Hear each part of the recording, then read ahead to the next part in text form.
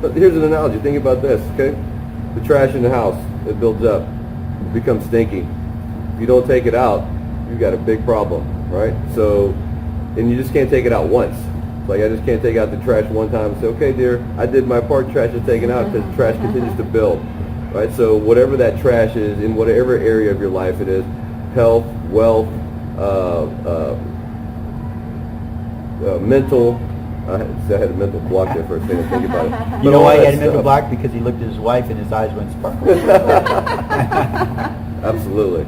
So tell me this. Well, let me add to that real quick. Yes, sir. Please. Okay, so you're talking about taking out the trash, right? Oh, take out the trash. Come on, babe. It's the same thing as like languages of love, right? Mm-hmm. Some people, their language of love might be service, for example, right?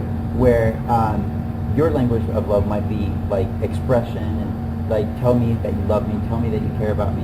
And so that person is like, do you love me? And they're like, of course I love you. I told you like 2 years ago. You know? And they're so turned off by that. They're like, oh, why do I have to tell you all the time?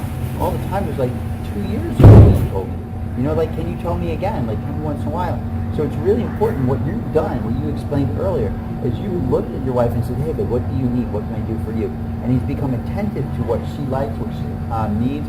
He projects what she's going to want in the future and takes care of it before she has to ask. Yeah. And that's really important because that's truly loving, that's truly nurturing, it's truly giving and becoming one. That's unity. That's what love is, becoming one.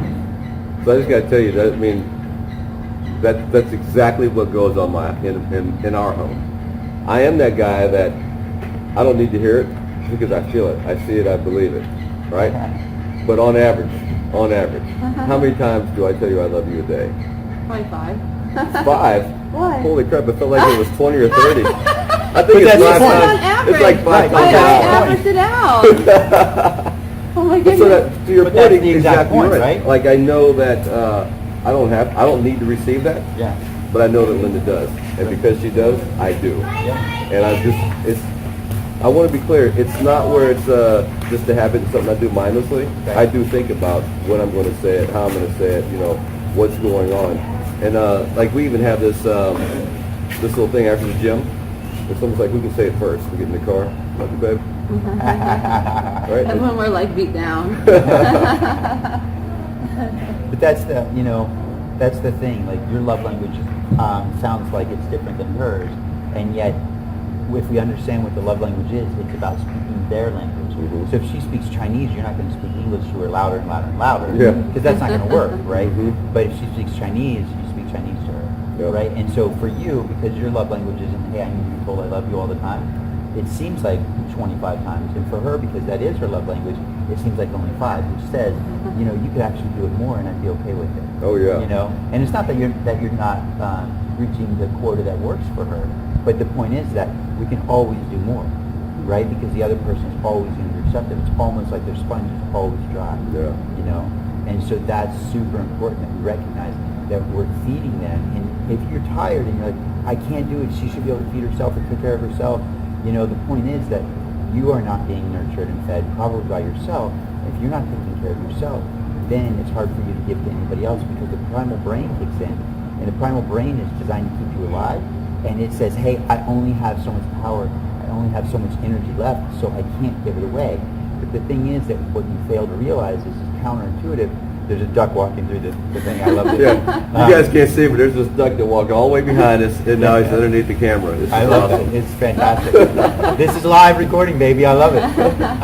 But the thing is that, you know, if it's counterintuitive, if you're in that state where you feel like I can't give anymore, if you actually really are truly giving without expecting to get any return, what happens is they receive, and their natural reaction is that law of reciprocity. They want to give back. And now all of a sudden you're getting fed. Yeah. But the thing is, you might not be getting fed the way you want to be fed, so it's really important to understand what's important to the other person. So real quick, how do you show him love? What does he like? How does he know that you love him? I know that touch. So like we make sure like even though we're 6 feet apart, you know, sometimes like if I'm walking by, make sure I touch him. She pats me on the booty. Touch in the popo. And giving. So like he doesn't have to worry about stuff.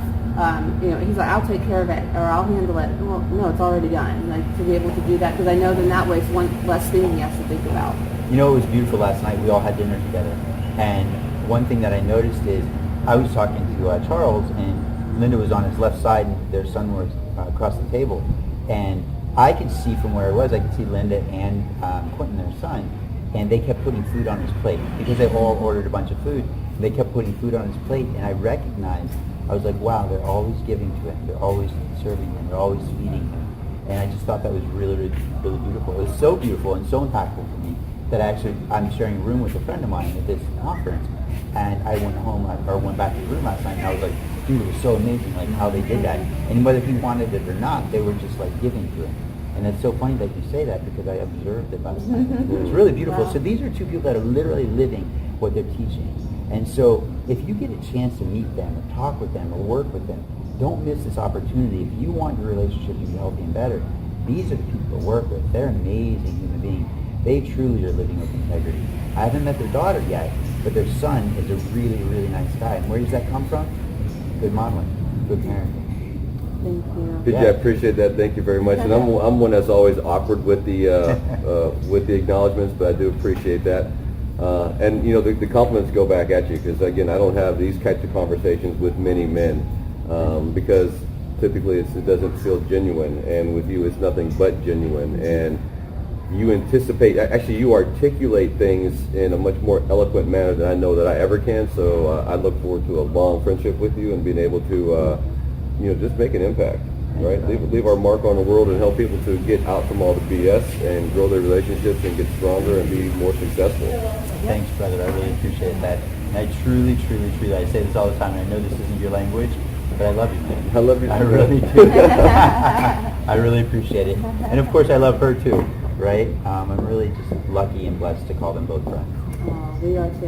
We love you. And we really appreciate you sharing. And he shared so much this weekend with us. Stuff, like I said earlier, we've never heard before. At breakfast yesterday, I was just getting goosebumps on some of the things he was saying. I was just like, oh my goodness. So I think you'll be hearing more from PJ in the future. And make sure you look up the Love Guru. Bye.